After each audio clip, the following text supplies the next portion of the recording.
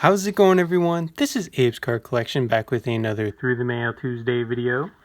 This week we had 8 returns, so pretty good week.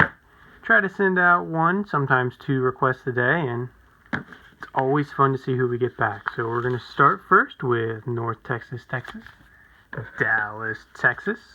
Going to be quite a few Texas returns this week, so it's kind of interesting because I don't have very many requests out to Texas, but we start with should-be Hall of Famer, Pro Football Hall of Fame that is, Leroy Jordan. 69 tops, blue Sharpie, 68 tops, blue Sharpie, and a 71 tops, blue Sharpie. Those look fantastic. Mr. Leroy Jordan, as I mentioned, should be in the Pro Football Hall of Fame. He is in the College Football Hall of Fame for his time at Alabama, but he won a Super Bowl with the Cowboys, spent his entire career with the Cowboys, I believe. Was a 5-time Pro Bowler, won the NFC Defensive Player of the Year in 1973, and is a part of the Cowboys Ring of Honor. Amazing career for a non-Pro Football Hall of Famer, so these all turned out great. Nice little run here, 68, 69, and 70. We're missing 70, 71. I'm going to feature this 68 tops. Looks fantastic. Thank you, sir. Cowboys legend. Let's go over to Shreveport, Louisiana. Just over the border. Looks like somebody wanted to see what was inside. And no hard card. We have Patrick Ramsey, former Tulane star. Got him here on the 2003 tops. A 2002 Sage Hit rookie. You can see he's got crunched in the corner. That's okay. And then 2005 tops. I actually remember him coming to my high school and doing a presentation, and people were just freaking out because he was the quarterback of the former Washington Redskins, now Washington football team at the time. He had a fantastic career at Tulane, which led to him being a first-round pick in 2002, 32nd overall, I believe. Never really found his stride in Washington. They didn't really put too much around him in terms of talent and on the offensive side of the ball. So after that, he kind of bounced around as a backup. I think he played for the Jets, the Broncos, the Lions, the Titans maybe. I mean, he went all over the place, but he was a big-arm quarterback in college. And this is a very cool 3-of-3 return. I remember pulling this card a long time ago and being really excited to get it. I think we're going to do this 2005 tops. I really like that clean design. Put him down here. And go to, let's see how long that took. The Leroy Jordan took 35 days. Don't think I mentioned that. And let's see here. Patrick Ramsey, 46 days, courtesy of home. Let's stay in Louisiana and go down to New Orleans. Great food in New Orleans if you have not been. Among other things, but food is amazing. No hard card. Nice. Bobby Haber. Check that out. Personalized. Man, that blue ink pops on this playoff card. And then we have a score. And then a Topps Stadium Club. That is cool. Love that. Now, Bobby Haber, he, of course, made a Pro Bowl in the NFL for these New Orleans Saints in 1993. The Atlanta Falcons. I can't remember if it was the Falcons or the Saints now, but it was in 1993, and that was right when he was in between those two teams. But he was an absolute beast in the USFL. He played for, I think it was the Oakland Invaders or the Michigan Panthers is what it was. And he won their 1983 Most Outstanding Quarterback Award, was also the Player of the Year based on Sporting News, won the USFL Championship in 1983, and was the championship game MVP. I believe he also holds the record in the USFL of passing yards with over 10,000 passing yards. Absolutely incredible career. So, pretty cool return. Love that blue ink. Couple Louisiana quarterbacks. Really nice. Put him down there. And we're going to go back to North Texas, Dallas, Texas. This one I did open. Why? Can't really tell. but maybe down here you can. This envelope was wet. It was soaking wet, and I wanted to pull the cards out as quickly as I could in case I had to dry them. But cards were semi-dry. See, cards all crunched up. I don't know if you can really tell. There's creases all over it. But we have 2 Billy Sims cards, and I believe this is his 81 rookie card. And Billy Sims, he played at Oklahoma. Absolutely phenomenal career. Made the College Football Hall of Fame because of his career in Oklahoma. And then the Detroit Lions in 1980 drafted him first overall. Had an amazing run in the NFL for 3 years. Made the Pro Bowl 3 times from 1980 to 1982. His rookie year, he was named the Rookie of the Year as he led the NFL in rushing touchdowns. I believe his number 20 is retired by the Detroit Lions too. So pretty impressive. He did have a really bad injury, and it's kind of what could he have done if he did not get injured. But he was phenomenal for those Detroit Lions and Oklahoma, as we said.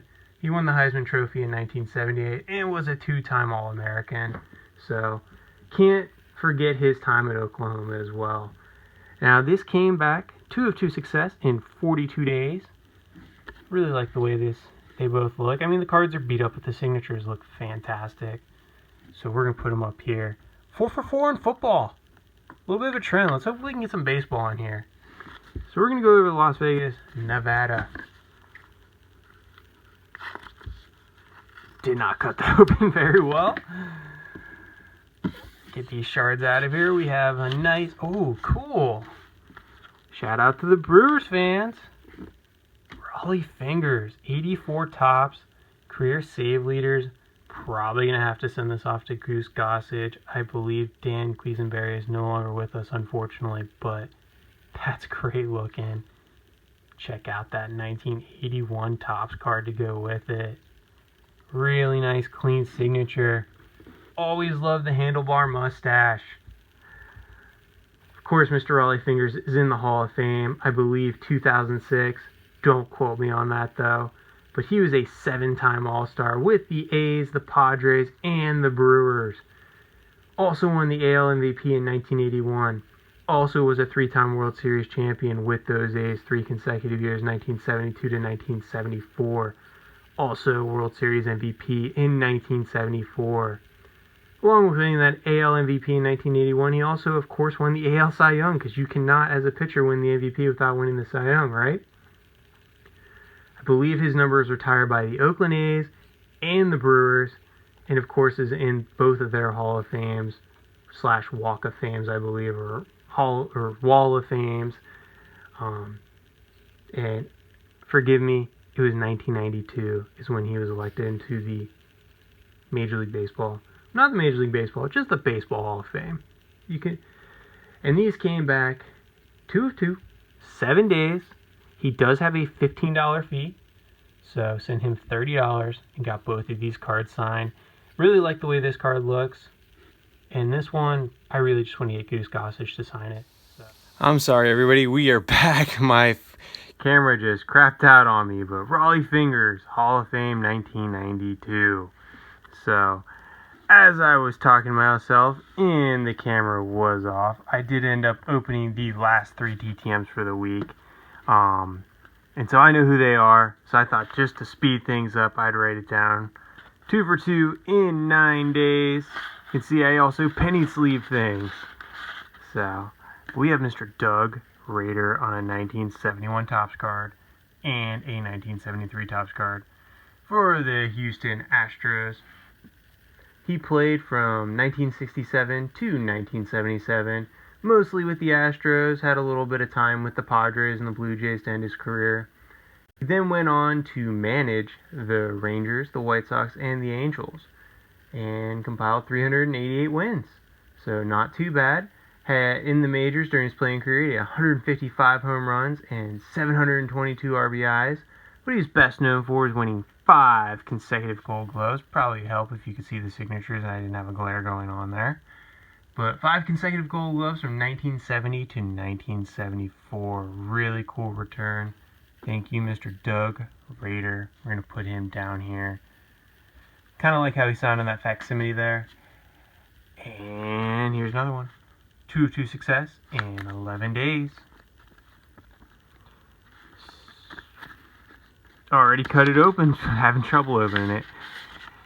And we have Mr. Dick Anderson, part of the 1972 17-0 Miami Dolphins team.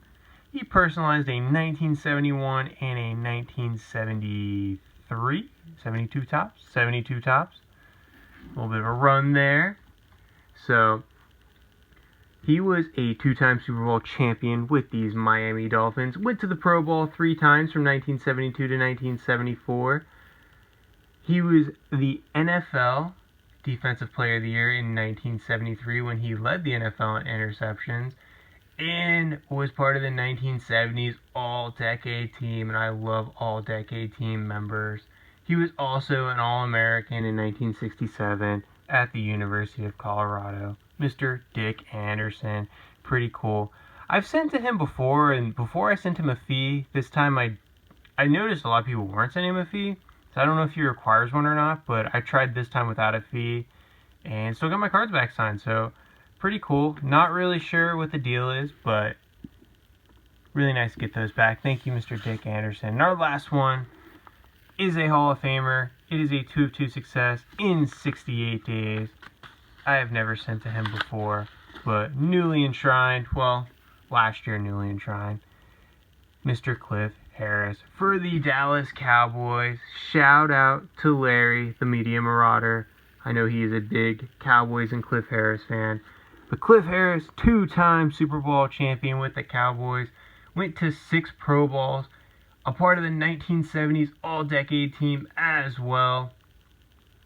Pretty impressive career. Also part of the Dallas Cowboys Ring of Honor, as you can see, inducted into the Hall of Fame in 2020. You can't really see it here in the 1977 tops, but you can see it there pretty clearly on the 1976 Wonder Bread card. I really like this card. I think this is actually my first food issue card signed through the mail.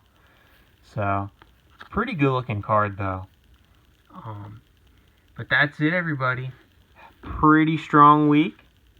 Had 2 Hall of Famers, one in the NFL and one in Major League Baseball. We have potential future Hall of Famer in Leroy Jordan, and maybe even Dick Anderson. He is a part of the 1970 All-Decade team, and those guys occasionally do get in, even if they've only been to 3 Pro Bowls. But thank you again for watching, everyone. I hope you all have a fantastic rest of your week, and hope your mailboxes are full as well. Thanks. Bye.